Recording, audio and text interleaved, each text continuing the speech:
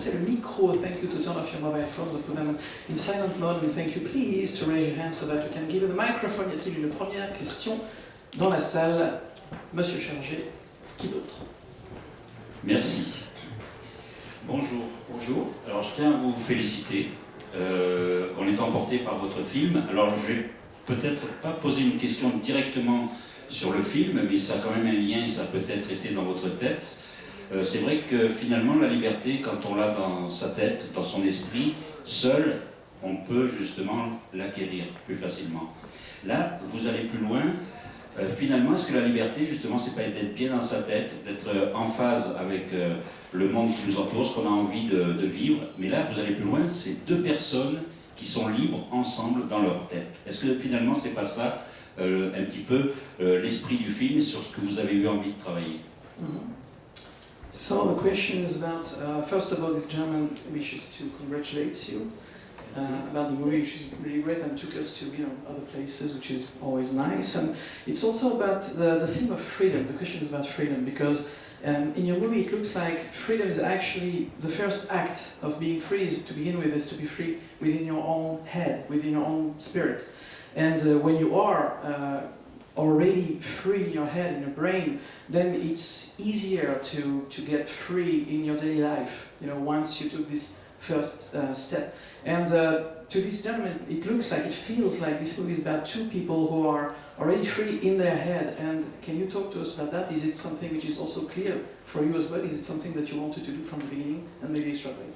Yeah, merci. I wish I could respond in French, although my French is not quite good enough. But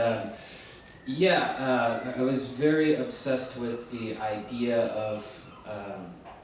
of freedom, and there was a lot of meditating on the idea of freedom and what it means to have somebody who had their freedom taken from them at a very young age, and who at first found flawed ideas of freedom, first in violence with the character of Muhammad, first in violence and then later in a sort of spiritual sense, but then not being totally free until you have love, so it's sort of those mind, body, spirit, and heart kind of combine to really set you free. But we played a lot with these ideas of what it means to be free, and even in the last frame of the film, it's our hope that you see Doris in physically a place that is the least free you can be, but in her heart she's actually as free as she's ever been. And she was a woman who was a prisoner, and they are both prisoners in their own way of their past. I have a sort of philosophy that you're not the things that happen to you, you're just the person that they happen to. And a lot of that is an exploration of how much of the events of your past, however tragic, compose who you are, and is it possible to break free of those things? And in terms of story structure, I'm sorry, I'm just rambling here a little bit. I hope that's okay. There's a Greek word that we used as a guiding principle, katabasis, which is a word that I was very fascinated by once I heard it. It's used often in Greek myth. It describes a story that's a descent into the dark to return with the light, like Orphée and Persephone and those stories. And I was always very drawn to those stories at a very young age, and we tried to use that sort of guiding principle in structuring the film and design and performances. Ok. Jason nous dit qu'il a toujours été obsédé par ce thème de la liberté, par tous les thèmes, par toutes les histoires que l'on peut retirer de la liberté. Et cette histoire que vous avez pu découvrir aujourd'hui, cette liberté qui est retirée à quelqu'un finalement de très très jeune. Et quelque part, cette personne va se construire ensuite avec des idées qui sont fausses, sur la liberté, puisqu'il va d'abord expérimenter ce besoin de liberté au travers de la violence, et puis petit à petit, il va aller vers une espèce de révélation spirituelle, une quête spirituelle pour sortir de tout cela. C'est vraiment un sens spirituel sur la fin qui m'intéressait, donc nous dit le réalisateur. Le fait que l'on ne soit pas réellement libre, que l'on ne soit pas réellement libéré, jusqu'à ce que l'on ait découvert l'amour. Et pour moi, c'était vraiment un thème important, un thème que j'avais vraiment voulu développer dans ce film. Et il joue beaucoup sur cette question finalement, qu'est-ce que c'est qu'être libre et qu'est-ce que c'est véritablement, qu'est-ce que cela veut dire, la liberté, au sens large du terme. D'ailleurs, dans le tout dernier plan du film, le personnage donc Doris, elle est libre physiquement, mais elle est surtout libre dans son cœur. C'est vraiment une espèce de libération au sens le plus large du thème.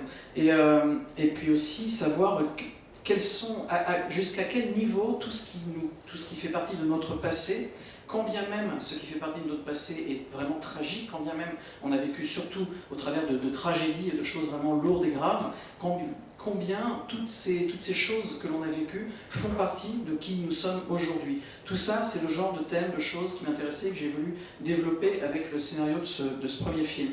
Et il y a un mot grec, katabasis, right? Katabasis, qui veut dire, en fait, c'est une histoire qui part d'abord dans les tréfonds des ténèbres, vraiment là au plus profond des ténèbres, pour ensuite revenir vers la lumière. Donc un passage dans les ténèbres pour pouvoir revenir plus clair, plus libre, plus lumineux. C'est le genre de thème, le genre de structure scénaristique qu'on retrouve dans des histoires célèbres comme le thème, le mythe d'Orphée, comme l'histoire de Perséphone aux enfers, etc. C'était vraiment des principes qui m'ont guidé dans l'élaboration de ce film. Y a-t-il une deuxième question dans la salle? Monsieur, ici, ensuite là-bas. Bonjour, bravo pour ce film. En fait, je voulais justement vous parler de la dernière scène du film parce que c'était quelque chose que j'ai trouvé très beau, la manière dont la demoiselle transcende la vitre pour rejoindre le front de son chéri. Et je me demandais pourquoi à ce moment-là lui n'était pas en prison, parce qu'il est quand même complice de meurtre, de plus il a déjà fait de la prison, donc c'est quelque chose qui m'a surpris qu'il ne soit pas en prison à ce moment-là. Ou alors peut-être ai-je mal compris, lui était également en prison, mais je voulais avoir votre réponse là-dessus. Merci beaucoup et bravo. Merci. Well, first of all, congratulations on your movie. I guess you can have lots of congratulations. And this gentleman has a question regarding the last scene of the movie. In this last scene, the character seems to, transcend the glass, which is, separating in a way her from the forehead of the boyfriend. And actually, the question is about the boyfriend. Why isn't he in prison? Because actually, he's an accomplice of a murder or something. Or maybe, as John says, maybe I didn't understand very well. So actually, could you explain a little bit about the last scene? Yeah, it's sort of a logistical leap that we made that he's not actually implicated in the act of the murder, and that they didn't really discover the scene of the crime back in the kind of hellish area, the industrial complex. And some of his, we did some research and asked some folks that when you have somebody who's cleared of a crime that they didn't commit and already paid this incredible debt and injustice and already served time, that a lot of prosecutors would be hesitant to sort of push the full force of the law down on them. And we leave ambiguous what the consequences might be. There still might be some consequences, but as it's left, he's out on bail at the moment. And yeah, that's sort of the logistical. And he has a good lawyer. Yeah, he's a great lawyer, but there'd be a lot of sympathy already for this man who suffered greatly for something that he didn't do and suffered a great injustice. And yeah, I did a lot of research in looking at how DAs sort of decide how and when and who to bring charges against, and just decided that they would give him a pass on this. Oui, alors concernant cette scène finale, c'est vrai qu'il y a une espèce de grand saut, hein, logistiquement parlant, parce que c'est vrai qu'à la fin, on va dire, il n'est pas impliqué dans le meurtre en lui-même.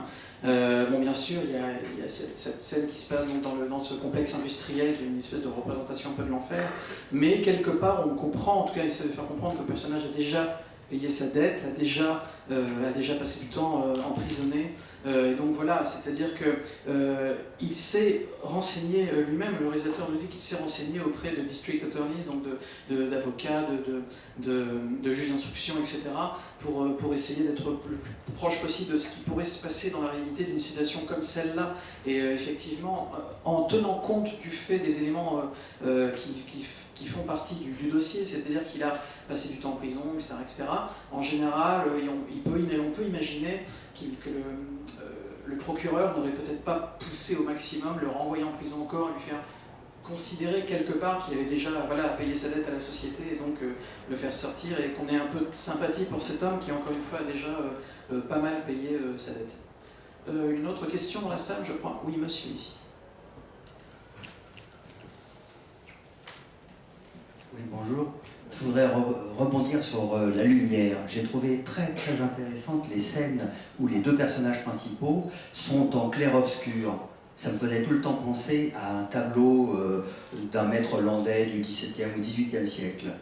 Qu'est-ce que vous pouvez me dire là-dessus? Et la dernière scène, j'ai trouvé aussi très intéressante le fait de prendre le spectateur à contre-pied, parce que finalement c'est le personnage féminin qui est en prison, mais on a l'impression qu'elle est vêtue comme si elle était dehors, alors que le personnage masculin, lui, n'est pas en prison, il est vêtu comme un taulard. Actually, two questions in one. First question is about the contrast, the sharp contrast between the very bright light and very dark shadows. Just like paintings, Dutch paintings from the 17th, 18th century, claroscuro. And maybe you can talk about this very specific light and the image that you give to the visuals that you give to the movie. And second question about the last scene, the fact that everything feels like it's completely upside down. Because the woman is in jail, but she looks like she actually just came from outside. And the man is outside, but actually he looks like, a guy in prison since a long time. Maybe that is also something you can reflect on. Yeah. Well, first I'd say I wish we had our chef up here, Denise, because she is. We worked very closely, and she's very articulate at talking about light and shadows. But yeah, we did look at a lot of Renaissance paintings, and very much one thing that's so wonderful about her is she truly carves with shadow and light. And that was very important for us because of just playing with these themes of right and wrong, dark and light, good and bad, and trying to incorporate that into actually scenes where we really liked that he literally falls into darkness in a lot of these shots, and Berenice really, I'm kind of butchering all of her intentions here, but she's very bold, and I very much empowered. As a filmmaker, I really love to empower my collaborators. I really wanted her to, well, in English we say director of photography, so I wanted her to direct the photography, and we had many conversations about how the film needed to feel and how the story needed to be structured, and then I really just empowered my designers to design the film. I spent a lot of time with my actors. That was my background is in acting and writing, so it was really wonderful to just hire people that I trusted, have long conversations with them about the themes and make sure that we were all on the same page, and then really just allow them to design the film. I don't believe in the kind of tyrannical view of the director and everything comes. I always say our movie, because and another thing I don't resent anybody who does, but take a film by credit. I don't think it's honest. You know, it's a film by many people and many talented people. So, yeah. And in terms of, I'm not sure I totally understand the last question. It just like physically, like the appearance. The appearance, Yeah. Is it a metaphor? Yeah, we very much wanted her to look her most beautiful in prison, which I was very obsessed with, that idea of trying to make her look at her most free, her most beautiful, her most relaxed. I mean, it's obviously a stressful situation. It's not like she won the lottery or something, but it was very much something we tried to communicate in that moment, that being able to be physically together is not as important as this deep spiritual connection that they have, and that's what gives her her beauty in that moment.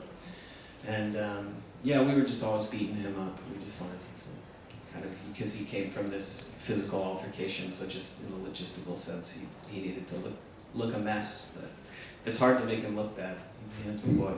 Well, and it's also that, I don't know if this is working, but she, in a lot of ways, is freer in prison than she ever was outside.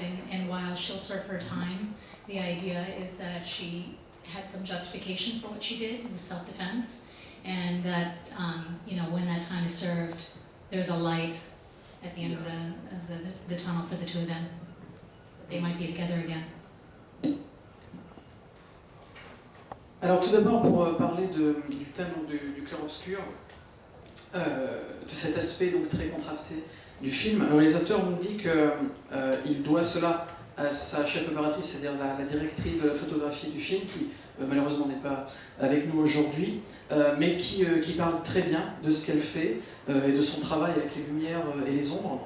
Et ils ont effectivement regardé beaucoup de tableaux, principalement des tableaux de la Renaissance. Et vraiment, elle a fait un travail formidable en ce sens qu'elle a réellement taillé dans l'ombre et taillé dans la lumière pour faire ressortir ces images très, très fortes et très contrastées.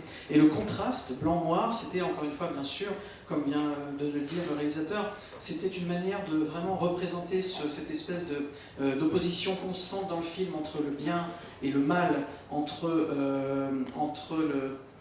ce qui est correct et ce qui n'est pas, entre toute cette opposition et cette espèce de combat intérieur des personnages pour arriver à démêler les fils entre ce qui est bien et ce qui est mal, en tout cas entre ce qu'ils considèrent être bien et être mal, et essayer de les incorporer visuellement au déroulé narratif du film. Et puis aussi cette manière également à chaque fois d'avoir des noirs très très marqués, très sombres dans le film, des parties très ombrées dans lesquelles on voit quasiment rien, c'est-à-dire vraiment faire comme si visuellement le personnage parfois tombait dans l'obscurité, tomber dans la noirceur. C'était quelque chose qui l'intéressait visuellement très très fort. Et puis, il a vraiment fait confiance à sa directrice de la photographie. C'est quelqu'un qui a vraiment très très bien travaillé, et quelque part, lorsqu'il sait que ses collaborateurs vont bien travailler dans ce qu'il leur demande de faire, il leur laisse vraiment il ne leur laisse pas la bride sur le coup. Il les laisse vraiment faire ce qu'ils veulent. Et c'est exactement ce qu'il a fait avec sa directrice de la photographie. Et il insiste vraiment, dans le sens directrice de la photographie, elle a vraiment dirigé la photo, dirigé l'image et les lumières. Et voilà. Et elle a très bien compris comment il voulait que le film soit visuellement, comment il voulait qu'il soit structuré, et elle a encore une fois fait ça très très bien. Et c'est d'ailleurs de cette manière-là qu'il travaille avec tous ses collaborateurs sur le film, c'est-à-dire qu'il s'entoure de personnes en qui il a vraiment confiance, et à partir du moment où il a confiance en eux, il y a énormément de discussions, de conversations avec les comédiens, avec les acteurs, avec donc les techniciens également, la directrice de la photo, etc., etc. Ce qui donne vraiment un résultat très organique, un résultat très collectif. Il ne croit pas du tout, nous dit-il, aux metteurs en scène qui ont des manières, si vous voulez, de travailler sur un tournage un peu tyrannique. On ne citera personne. Ça, il n'y croit pas vraiment, et c'est vrai qu'à chaque fois qu'il parle du film, il ne dit pas mon film, mais notre film. Parce que dans sa tête, c'est vraiment un travail collectif. Et puis en ce qui concerne la deuxième question, donc la question concernant la manière dont les personnages sont habillés, notamment dans la scène finale du film, c'est vrai qu'il voulait que le personnage féminin soit vraiment le plus beau possible, c'est-à-dire qu'on ressente vraiment qu'elle a pris soin d'elle, qu'elle est bien, qu'elle se sent bien, qu'elle est libre, et qu'elle est relaxée. qu'elle est à l'aise, même dans un environnement carcéral. Elle est à l'aise. Parce que pour elle, c'est vraiment important, si vous voulez, que l'on comprenne que pour elle, le fait de ne pas pouvoir être physiquement avec la personne avec qui il a envie d'être, n'est pas aussi important que cela lorsqu'on a et lorsqu'elle a, lorsqu'ils ont ce lien spirituel qui est très fort, et que donc le lien spirituel est plus fort que le lien physique. C'était ce qu'il avait voulu préciser. Et la productrice rappelle également que finalement dans cette scène finale on comprend qu'elle est bien plus libre, quelque part paradoxalement, maintenant qu'elle est enfermée entre ces murs de la prison, qu'elle est plus libre qu'elle ne l'a jamais été au dehors, et qu'elle ne le sera d'ailleurs jamais au dehors. Et finalement on comprend également grâce à cette scène finale que lorsque elle aura accompli son devoir, lorsqu'elle sortira de prison, et bien c'est un peu comme s'ils vont sortir d'un tunnel. On retrouve encore ce thème du clair et de l'obscur. Ils sortiront d'un tunnel et tout ira bien entre eux. En tout cas, c'est ce qu'on espère. Une dernière question. Je vais prendre la question de madame ici. Merci, j'ai trouvé le film intéressant et l'acteur extraordinaire. Je voulais vous demander une question par rapport à l'influence de la prison dans l'univers carcéral. Ici, en France, on en parle beaucoup. Et on voit bien que cet homme-là a été condamné pour rien. Il était innocent du fait dont on l'accuse, et que la prison l'a rendu un monstre. Il y a des allusions, on n'en parle pas vraiment, mais c'est tout le long du film, il y a des allusions à sa transformation en bête, en cyclope, en monstre, on sent bien son combat intérieur pour se libérer de ses démons pendant la période où justement c'est la quête vers la spiritualité qui l'en libère. Et est-ce que c'est une réalité vraiment? Est-ce qu'il a trouvé dans ses frères, dans cette spiritualité et la conversion à l'islam, est-ce qu'il a vraiment trouvé cette paix, ou est-ce que c'est un leurre, et est-ce que ce frère en qui il a toute confiance va le trahir ou pas? Je ne sais pas très bien comment on interprète l'action de ce frère qu'il va retrouver. First of all, this lady says that she found the movie very interesting, and the actors are absolutely extraordinary. And that's it. Okay. And actually, she wanted to ask you a question about the influence of prison, the influence of jail, because in the movie you see a man that is clearly innocent and is, condemned, actually wrongly condemned, for a fact that he didn't do. Actually, the fact that he's going through prison actually turns him into a monster. A monster, I mean, it's not said, but it's very well understood because of all the image and everything. And we actually clearly see his inner struggle to get out of this condition. And in the movie it says, it's stated quite well that it's his quest for spirituality, his submission to Islam, that is actually taking him out. But do you think, as a director, would you say that he did found peace, or is it something wrong? Is it a mistake he's making? Is it like a mirage? And what about the brother? Because the brother is actually going to is the brother actually going to betray him at some point? And Yeah, I'm very fascinated and horrified by our prison system, and I have a personal fear of being accused of something I didn't do. I mean, that's a whole Freudian thing that get into, but it was a deep fear of mine, and I like to use my work to lean into my fears. So this image of a man who was wrongly accused, who then works with battered animals, because as it turns out, all of those animals that are there are wrongly accused. They don't belong there. So just that was the inception of the image. But yeah, the prison system is horrible, and it's very much a criminal making factory. It's very common for kids to go into the prison system young and never get out, and learn to be better criminals, as opposed to be rehabilitated. There's no rehabilitation that happens in there. We use this. A big influence on the film is Jack Henry Abbott's book In the Belly of the Beast. It's something that Boyd and I, who I agree is fantastic. I was very, very lucky to get an incredible cast of actors, and they were all game for working very close in the heat. But yeah, it's a horrifying and fascinating thing for me, the prison system, and then to imagine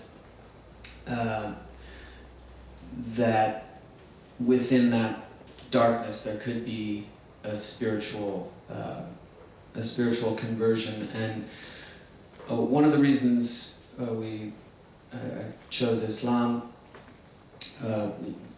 one he states in the film that, you know, this idea of confession. I'm Catholic. I grew up Catholic, and you know, this idea of him not having anything to confess, so that path to spirituality feeling not on his way, and Islam being about surrender to your God and your circumstances, and that being more something that called to him, and also just this routine of Islam and this cultivation of a conscious contact with God throughout the day.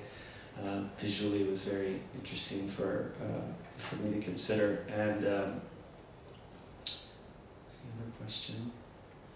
What was the second part of the question? Oh, about yes. No, but just speaking a little more on the Islam issue. You know, we were not trying to be political in any way. It's just it made me. Islam in our country is very associated actually with a culture, and it was an interesting exercise to sort of remove the culture to maybe get some people who view it in a way that is a little more lumped in with things to sort of see the beauty of the religion. Oh, that's right. Yes, and the other question about Khalil, yes, for me it was they have a deep connection that he was sort of his guide, his Virgil out of hell, and I personally never saw it as that he betrayed them or sold them out. I understand people's interpretations. I don't usually like saying yes, this did or didn't happen. You want to leave that in obscurity, but I never. That was never an intent to show a betrayal. But again, I mean, whatever experience people have with the film, it doesn't belong to me anymore. It belongs to the audience. So.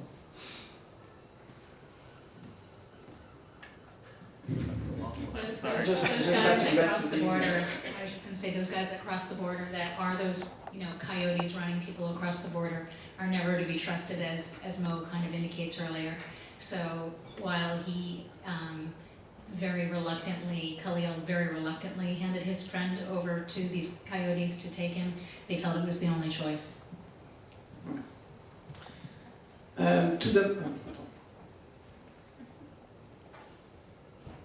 Petit seulement.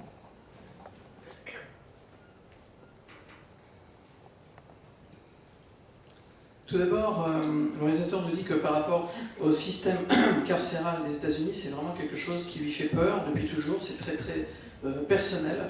Il a toujours cette espèce de crainte d'être un jour lui-même accusé à tort d'avoir fait quelque chose qu'il n'a pas fait.